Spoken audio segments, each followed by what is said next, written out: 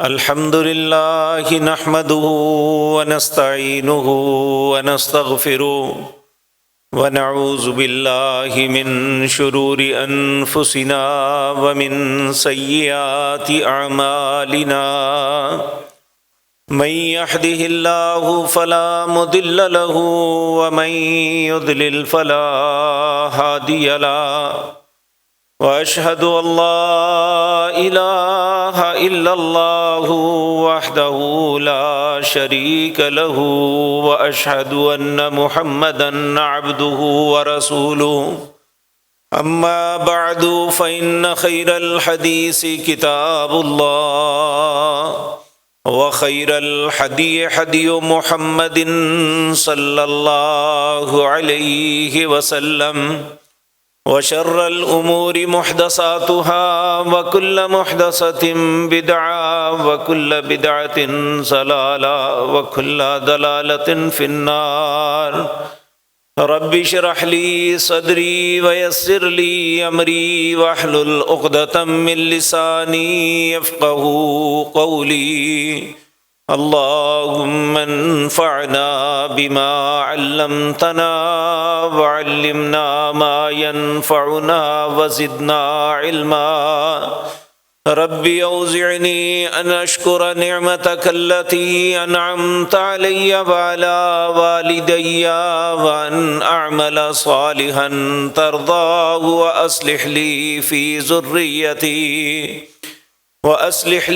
في ذريتي إني تبت إليك وإني من المسلمين أعوذ بالله السميع العليم من الشيطان الرجيم بسم الله الرحمن الرحيم إن في خلق السماوات والأرض واختلاف الليل والنهار لآيات لأولي الألباب الذين يذكرون الله قياما وقعودا وعلى جنوبهم ويتفكرون في خلق السماوات والأرض ربنا ما خلقت هذا باطلا سبحانك فقنا عذاب النار ربنا إنك من تدخل النار فقد أخزيته وما للظالمين من أنصار ربنا إننا سمعنا مناديا ينادي للإيمان أن آمنوا بربكم فآمنا ربنا فاغفر لنا ذنوبنا وكفر عنا سيئاتنا وتوفنا مع الأبرار ربنا وآتنا ما وعدتنا على رسلك ولا تخزنا يوم القيامة إنك لا تخلف الميعاد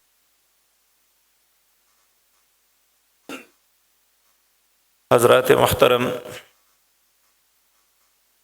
انسانی زندگی بڑی تیزی سے گزر رہی ہے۔ دن آتا ہے گزر جاتا ہے، ہفتہ مہینے سال گزرتے ہیں۔ ہم ایک نئے سال کا آغاز کیا ہے جس کے 6 دن گزر بھی چکے، 7واں بھی آدھا گزر گیا۔ ایک اچھا انسان اور خصوصاً ایک مسلمان جو ہے اسے اس بات کا بخوبی علم ہے کہ یہ زندگی میری ہمیشہ کے لیے نہیں ہے۔ وہ ہر آنے والے وقت کے لیے تیاری کرتا ہے، سوچتا ہے، پلاننگ کرتا ہے۔ آج ہم پہ بھی زندگی کے کئی سال گزر گئے اور ایک نئے سال کا آغاز کرنے لگے ہیں۔ سب سے پہلے میں اپنی ذات کو پھر آپ کے سامنے گزارش کروں گا کہ کیا ہم نے آنے والے وقت کے لیے کیا پلاننگ کی، ہم نے کیا عہد کیا، جبکہ جس نبی کا میں اور آپ کلمہ پڑھتے تھے یا آج بھی ہم اس نبی کا کلمہ پڑھتے ہیں، ان سے محبت کا دعویٰ کرتے ہیں، اور اللہ نے انہیں ہمارے لیے اسوہ حسنہ بنایا، وہ ہفتے، مہینے، سال تو بہت بڑی بات ہے، تو وہ تو ہر آنے والے دن کے متعلق ایک تجدید عہد کرتے، اپنے دن کے آغاز کو اللہ کی تعریفات، اس کی توصیفات، اس کی خوشنودی، اس کے سامنے دعائیں، التجائے کرتے ہوئے اپنے دن کا آغاز کرتے۔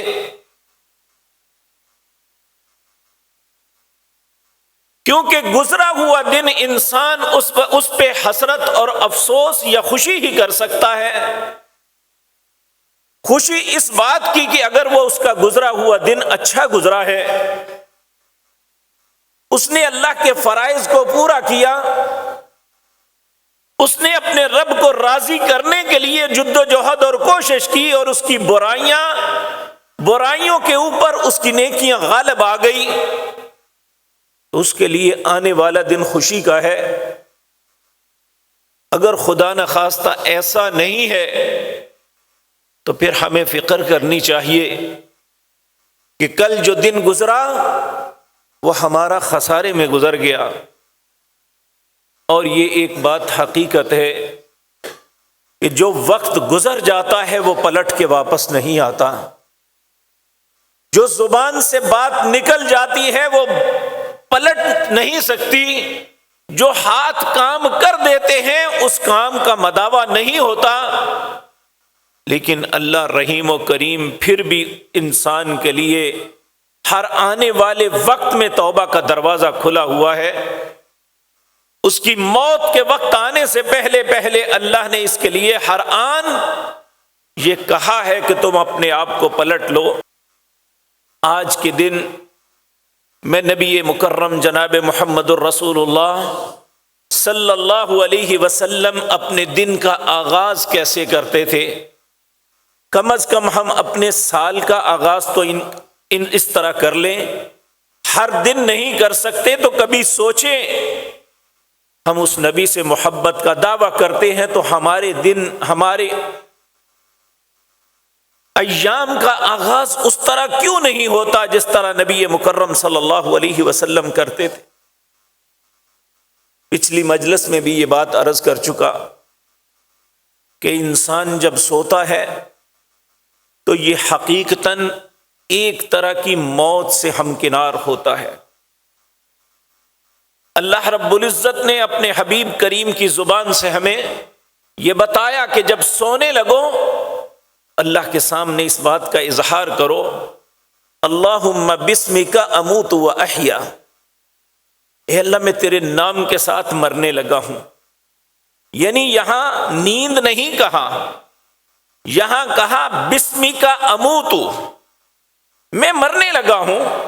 وَأَحْيَا، اگر اس کے بعد زندگی ملی تو اللہ تیرے نام کے ساتھ ہی ملے گی۔ اور قرآن کریم میں اللہ فرماتے ہیں جب انسان سوتا ہے اللہ اس کی روح کو معطل کر دیتے ہیں، وہ لٹک جاتی ہے، اور جب وہ دن کو اٹھتا ہے، ہم اپنی زندگی میں کتنے اپنے بھائیوں، اپنی عزیزوں کو دیکھ چکے، تجربات ہمارے سامنے کہ وہ رات کو آرام کی نیند سوئے لیکن وہ ہمیشہ کے لیے ہی سو گئے، صبح نہ اٹھ سکے۔ اگر اللہ ایک مرتبہ پھر ہمیں زندگی کی نعمت عطا کرتا ہے، ہمیں صبح بیداری کی نعمت مل جاتی ہے، تو نبی کریم صلی اللہ علیہ وسلم اٹھتے ہی اللہ کی تعریف کرتے، کہتے الحمدللہ الذی احیانا بعدما اماتنا والیہ النشور۔ تمام تعریفیں اس اللہ کے لیے ہیں، الذی، اللہ وہ ذات پاک ہے، احیانا، جس نے مجھے دوبارہ زندگی بخشی، بعدما اماتنا، میں ایک طرح کا مر چکا تھا، یعنی سویا اور مرا ہوا ایک برابر، کہاں مر چکا تھا، احیانا، جس نے مجھے دوبارہ زندگی عطا کی، وَإِلَيْهِ النُّشُورُ، اور ایک وقت آئے گا جب لوٹ کے مجھے اسی مالک کے پاس جانا ہے۔ پھر یہی پہ بس نہیں، صرف اللہ کی اتنی تعریف کر کے نہیں، پھر اللہ سے کہتے ہیں الحمدللہ الذی عافانی فی جسدی، تمام تعریفیں اللہ کے لیے ہیں جس نے میرے اس جسم کو عافیت عطا فرمائی، مجھے صحت اور تندرستی سے نوازا۔ عافانی فی جسدی ورد علی روحی، اور میری روح کو میرے جسم میں واپس پلٹا دیا۔ وَأَذِنَ لِي بِذِكْرِي، اس لیے نہیں لٹایا کہ میں اپنے دن کا آغاز برائی سے کروں، میں اپنے دن کی انتہا برائی سے کروں، میں اللہ کے ذکر سے غافل ہو جاؤں، بلکہ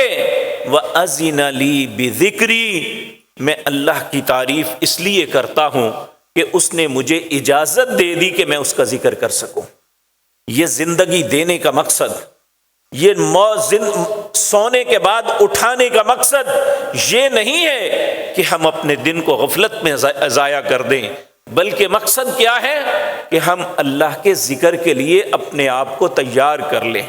رات کا سکون اللہ نے اس لیے دیا، آرام اور راحت اس لیے دی تھی کہ جب صبح اٹھے یہ انسان تو اپنی تازگی، اچھی صحت اور عافیت کے ساتھ اٹھے، تو اٹھنے کے بعد یہ اس اللہ کی تعریف کرے، اور تعریف کرنے کے بعد پھر اس کے ذکر کا آغاز کرے۔ حضرت عبداللہ بن عباس رضی اللہ تعالی عنہ، یہ نبی کریم کے چچا زاد بھائی تھے، اور نبی کریم کی زوجہ محترمہ سیدہ مامونہ رضی اللہ تعالی عنہا،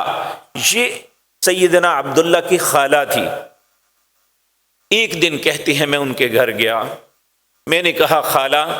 میں رسول اللہ صلی اللہ علیہ وسلم کے رات کے معمولات دیکھنا چاہتا ہوں کہ آپ اپنی صبح کا آغاز کیسے کرتے ہیں، میں دیکھنا چاہتا ہوں آپ اپنے صبح کس طریقے سے کرتے۔ تو سیدنا عبداللہ بن عباس رضی اللہ تعالی عنہ کہتے ہیں میں گیا، نبی کریم صلی اللہ علیہ وسلم سوئے، جب اٹھے تو ان دونوں دعاؤں کو پڑھا، اس کے بعد آپ نے اپنے چہرے کو ملا، اپنے حواس کو بحال کیا، آسمان کی طرف اپنے چہرہ کر کے کہنے لگے ان فی خلق السماوات والارض۔ یہ سورۃ آل عمران کا سیکنڈ لاسٹ رکوع ہے۔ اللہ سے یہ التجائیں کرتے ہیں، ایک سوچ اور فکر لیتے ہیں، ایک تجدید عہد کرتے ہیں، کیا ان فی خلق السماوات والارض واختلاف اللیل والنہار لآیات لأولی الالباب الذین یذکرون اللہ قیاما وقعودا وعلی جنوبہم ویتفکرون فی خلق السماوات والارض ربنا ما خلقت ھذا باطلا سبحانک فقنا عذاب النار ربنا انک من تدخل النار فقد اخزیتہ وما للظالمین من انصار ربنا اننا سمعنا منادیا ینادی للایمان ان آمنوا بربکم فآمنا ربنا فاغفر لنا ذنوبنا وکفر عنا سیئاتنا وتوفنا مع الابرار ربنا وآتنا ما وعدتنا على رسلك ولا تخزنا يوم القيامة انك لا تخلف الميعاد۔ اب اس میں کیا سوچا، کیا کہا، اللہ کے سامنے کیا تجدید عہد کیا؟ سب سے پہلی بات ان فی خلق السماوات والارض، بے شک اس زمین و آسمان کو خلق کرنے والا، اس زمین و آسمان کو پیدا کرنے والا اللہ ہے۔ جس زمین پہ میں اور آپ رہتے ہیں، جہاں ہم زندگی کی سہولتیں اویل کرتے ہیں، جس آسمان کی چھت تلے ہم رہتے ہیں، جہاں اپنی زندگی بڑی خوبصورتی کے ساتھ بسر کر رہے ہیں، اس ساری کو پیدا کرنے والا اللہ ہے۔ میرے عزیز بھائیوں، اب دنیا بھر کی جتنے صنعت ہیں، یہ عمارتیں ہیں، بنی ہوئی دنیا کی خوبصورت ترین عمارت کے اندر چلے جاؤ، اور وہ اگر آپ سے کہیں کہ اس عمارت کے اندر کوئی نقش نکال کے دکھاؤ، تو آج کا آرکیٹیکٹ آج کا انجینئر اس میں ہزاروں نقص نکال کے دکھا دے گا، یہاں ایسے نہیں ایسے ہونا چاہیے تھا، ایسے نہیں ایسے بناتے تو ٹھیک تھا، یہاں انہوں نے یہ غلطی کی، یہ اس وجہ سے یہ چھت پھٹ گئی، اس وجہ سے اس کا ستون دہل گیا، اس وجہ سے زمین کو ہے اس میں دراڑ پڑ گئی، بے شمار نقص نکالتے ہیں۔ لیکن جو خلق اللہ نے بنائی ہے، جسے آسمان کہتے ہیں، اللہ نے جس دن سے بنائی ہے اس دن سے اللہ کا چیلنج ہے، قیامت تک چیلنج رہے گا۔ ما تری فی خلق الرحمن من تفاوت، تیرے رب نے، تیرے رحمان رب نے ایک چھت بنائی ہے، دنیا کے جتنے آرکیٹیکٹ ہے جمع ہو جائیں، دنیا کے سارے سول انجینئر جمع ہو جائیں، دنیا کے سارے جتنے بھی دوسرے انجینئر ہیں، مختلف ماہرین تعمیرات ہیں، سارے جمع ہو جائیں، من تفاوت، اللہ کی بنائی ہوئی خلق میں کوئی نقص نکال کے دکھائیں۔ ما تری فی خلق الرحمن من تفاوت، اللہ کہتے ہیں فرجع البصر، تمہاری نظر نامراد لوٹ آئے گی۔ اگر تم نے سوچ لیا کہ ایک دفعہ نہیں پتہ چل سکتا، ثم ارجع البصر، پھر دیکھ لو، اگر پہلی دفعہ نقص نہیں نظر آیا، ثم ارجع البصر، پھر دیکھو، اگر پھر بھی نظر نہیں آیا، ثم ارجع البصر کرتین، بار بار دیکھتے رہو، خوردبینیں لگا لو، ساری اپنی توانائیاں صرف کر لو۔ من تفاوت